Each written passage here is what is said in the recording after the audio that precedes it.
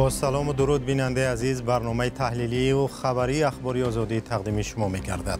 با آخرین خبرهای جهان و تاجیکستان من مومین احمدی با شما هستم. امروز 27 ینور است. در برنامه از این حادثه ها خواهیم گفت. با شوهرش نکاح رسمی ندارد. بر پایه شکایت ملتگراهای روس در ولایت مسکو باز یک عائله مهاجر خانه برداشت می شود. مطلب رسانه امریکایی که ابوعلی ابن سینا را ازبک گفته است بحث برانگیز شد. وزارت فرهنگ تاجیکستان واکنش کرد. من باور دارم که در این راستا عالمان و دانشمندان شناخته ما با دلایل رایگان‌ناپذیر به خاصبانی فرهنگ و ادبیات ملی پاسخ‌های شایسته خواهند داد. و به دنبال آن درباره تجلیل 90مین زادروز ادیب شناخته تاجیک شادروان نریمان بقازاده گزارش می‌دهیم. افتابت می‌خندد، زیبا می‌خندد، بر تو، بر من، بر عالم، بر ما می‌خندد. نیروهای انتظامی روسیه با برگزاری ریدها برای تفتیش مهاجران و پیشنهاد رفتن به جنگ اوکراین ادامه می‌دهند. به همین ترتیب در ولایت کالوگا کارمندان مقامات حفظ حقوق در خوابگاه و قهوه‌خانه‌ها عملیات گذرانده 57 مهاجر را به شعبه پلیس بردند. وزارت کارهای داخلی میگوید به همه آنها پیشنهاد شده است که با وزارت مدافع روسیه قرارداد بندند. در همین حال در ولایت مسکو ماجرا در نسبت به یک خانواده تاجیک که از سوی مقامات روس برای دریافت کمک پولی به خاطر صاحب شدن به منزل زیست قدردانی شدند شدت میگیرد. ادامه در گزارش شهلای گلخواجه. باز یک ماجرای دادن منزل برای یک عائله سرفرزند تاجیکستانی در روسیه داغ شد. این دفعه سخن از ساکن شهر دلگاپرودنی ولایت مسکو می رود. پس از آنکه به زن تاجیک شهروند روسیه برای خریدن منزل پول دادند، ساکنان محلی به صفحه های رهبری کمیته تفتیشات روسیه در شبکه‌های اجتماعی دهها مراجعت فرستادند. کمیته تفتیشاتی فوراً به مسئله واکنش و در این باره خبرنامه نشر کرده است. در آن آمده است صرف نظر از آنکه ساکنان محلی برای دسترسی به منزل در نوبت طولانی ایستادند، قرار قبول کرده شده است که برای گرفتن خانه به مادر سرفرزند از تاجیکستان همچون پرداخت یک وقته اجتماعی مبلغ کلان جدا کرده شود. گفته می شود زن با پدر فرزندانش عقد نکاحی رسمی ندارد. شکایت بر آن این را قلابی می شمارند، زیرا به گفته آنها در صورت صاحب مالکیت بودن مرد عائله حقوق گرفتن امتیازها را ندارد.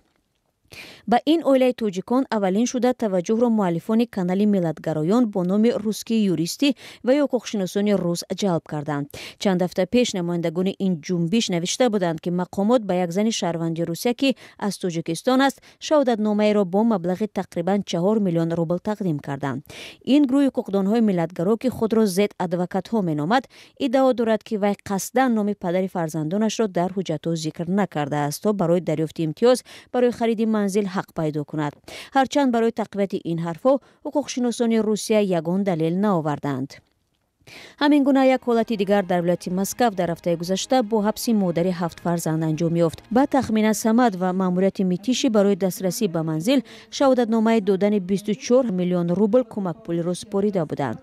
به دنبال اعتراض چند سیاستمدار و گروه‌های ملتگرا، رئیس کمیته تفتیشاتی روسیه الکساندر باستریکین امر داد که قضیه تقدیم خانه این عائله سرفرزند تاجیک در شهر میتیشی سنجیده شود.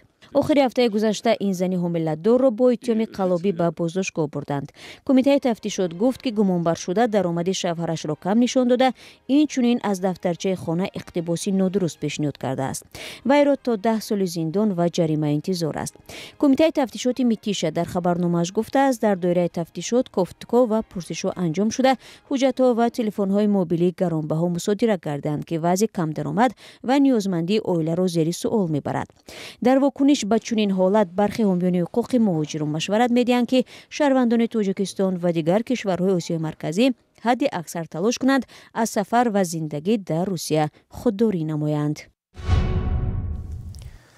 منصوبیت ملی شخصیت‌های بزرگ تاریخی و فرهنگی از جمله ابوعلی ابن سینا بارها مورد بحث قرار گرفته است. نشر اخیر یک گزارش رسانه بین المللی CNN در مورد منصوبیت نابغگان علم و ادب واکنش‌های زیادی را به میان آورد. مقامات تاجیکستان این دعواها را تحریف و بی‌اساس خوانده بر ضرورت پاسخ قطعی ولی دیپلماتی تاکید می‌کنند. جزئیات بیشتر در گزارش ارشاد سلیمانی و امیری سویف. در حقیقت بشوفه برنامه‌ای که طریق CNN انتشار شد واقعیت را تحریف می‌نماید. بدون بینابت گرفتن سرچشمه‌های تاریخی نابغگانی علم و ادب تاجیک میراث ادبی ملت ما را با ملت دیگر متعلق می‌داند که متاسفانه خیلی بحث برانگیز است. من باور دارم که در این راستا عالمان و دانشمندان شناخته ما با دلیل‌های رد به خاصبانی فرهنگ و ادبیات ملی پاسخ‌های شایسته خواهند داد. این واکنشی وزیر فرهنگ پس از نشر گزارش صدا داد که در وبگاه CNN و شبکه‌های اجتماعی نشر شده است. در آن ابوعلی ابن سینا و چند دانشمند دیگر همچون عالم ازبک معرفی شدند. موضوع منسوبیت ملی چهره‌های علم و ادب بارها مورد بحث قرار گرفته است. اکادمیک اکبر ترسان پیشنهاد می‌کند که این مشکلات باید در سطح رهبران کشورها بررسی شود. ما مکتب ازبکی به ملال هر کجا آشوب در سمرقند و بخارا مکتب تاجیک بستگی چقدر دوست میشد. نه میخیر که گپ کتیز وای عمل کتی نشان دادن در که بیا من باید یک اهنامه امضا کنیم. معارف مکتب معارف زبان. اما تاریخدان نیکروس فرزاده میگوید این بحث ها در محیط های علمی کیها حل شدند. در آثار تاریخی، آثار علمی و آثار علمی و اکادمی که در سطح بین الملل اعتراف شده است دیگر جای سوال ندارد که این شخصیت های بزرگ مثل شیخ رئیس ابوعلی ابن سینا و علامه بیرونی و دیگران متعلق به ملت تاجیک هستند. تحلیلگران بر این نظرند که همکاری با رسانه‌های بین المللی و تشویق تحقیقات علمی می تواند به حل این بحث ها مساعدت کند. سلام، اگر خط و خبر می خواهید ما داریم. نوید بامدادی، سرخط خبرها، اخبار تاجیکستان و جهان، گزارش‌ها و تحلیل‌ها. چی می‌گذرد و چرا؟ دانستن فهمیدن است. ضمیمه یا اپ ما را بگیرید. طلب 17 سال زندان بر روزنامه‌نگار رخشانه حکیمова در شبکه‌های اجتماعی و بین همکسبان و فعالان جامعه واکنش‌های مختلفی را به میان آورده است. رخشانه حکیمova کیست و او چی کار کرده است؟ خبرنگاران رادیو آزادی درباره این روزنامه‌نگار جوان گزارش تهیه نمودند که همراه می‌بینیم.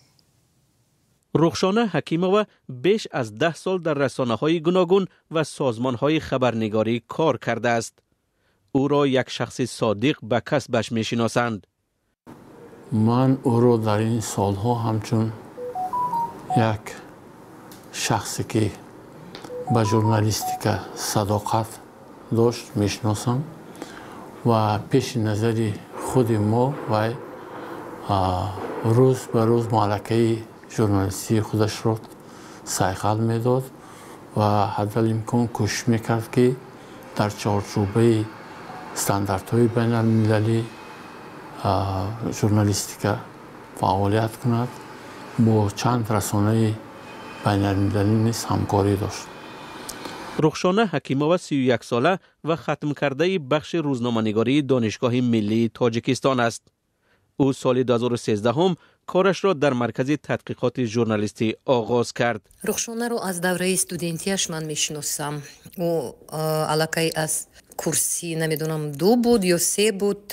وقتی که دانشجو بود با ما همکاری رو سر کرده بود.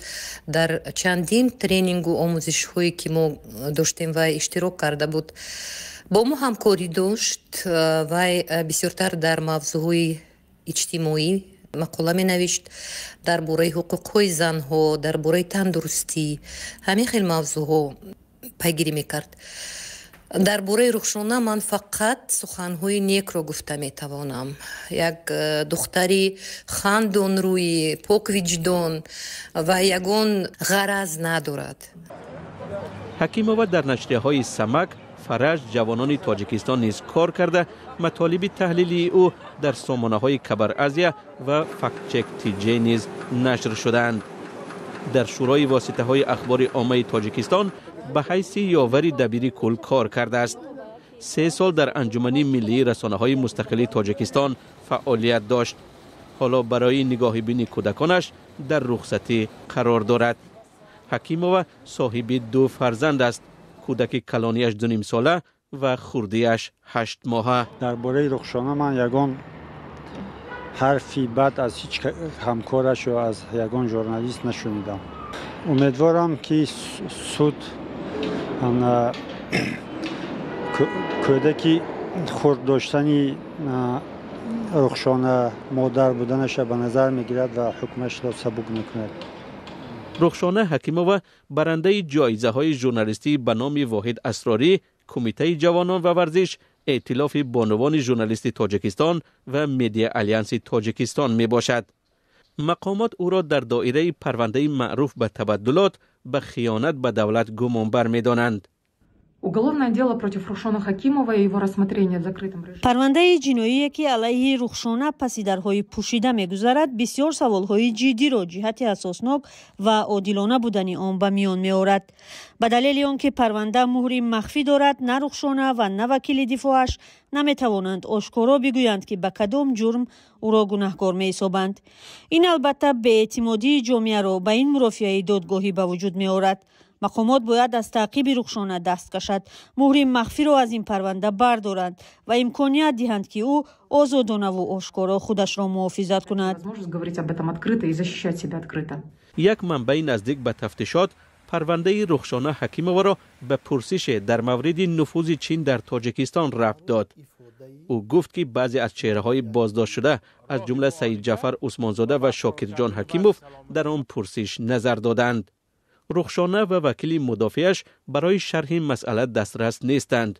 جزئیات پرونده هم ناروشن است. و یک گزارش فرهنگی در تاجیکستان از کار و آثار نریمان بقازاده شاعر معروف کودکان در آستانه 90 سالگیش یاد کردند. در محفلی که روز 24 ینور در اتفاق نویسندگان تاجیکستان برگزار شد، از نریمان بقازاده با عنوان شاعر یاد شد که چند نسل زیر تاثیر اشعار او بزرگ شدند.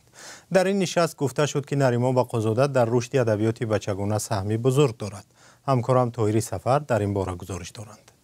افتابت میخندد، زیبا میخندد، بر تو، بر من، بر عالم، بر ما میخندد. یادی از نریمان بقازاده، شاعری که برای کودکان می نوشت. استاد نریمان بقازاده در نوشتن آثار بچگانه خیلی ادیب و موفق است. در اتفاق نویسندگان تاجیکستان از 90 سالگی شاعر تجلیل کردند. چون استاد یگان مکتب رو نگذاشته، یگان مکتب مخصوص نوشتن ادبیات و یگان کورس‌های مخصوص رو نگذاشته، همین خیلی به طور تقلیدی در مورد بچگان می نوشتند و هر چیزی که می نوشتند گویا یک نفری که از مکتب‌های خیلی بزرگی نوشتن اثرها برای ادیبان برای بچه‌ها گذاشته باشد. ادیبان و هنرمندان از کارهای دیگری ماندگار نریمان بقازاده گفتند. بیشتر اثرهای درام‌نویسی خودمان را به کار بردم. از جمله اثری بسیار برای نسلی جوان نوشته ایشان را که نامش بختت را بیدار کن و بسیاری ها بعد همین تماشای اثر فرزنداشان نام بختاور دادند. نریمان بقازاده سال 2009 در سن 74 سالگی درگذشت. او یکی از شاعران معروف در زمان شوروی و سالهای استقلال تاجیکستان بود که برای کودکان شعر می گفت. صدها شعر و داستان او را هنوز در مکتب و کودکستان ها می خوانند.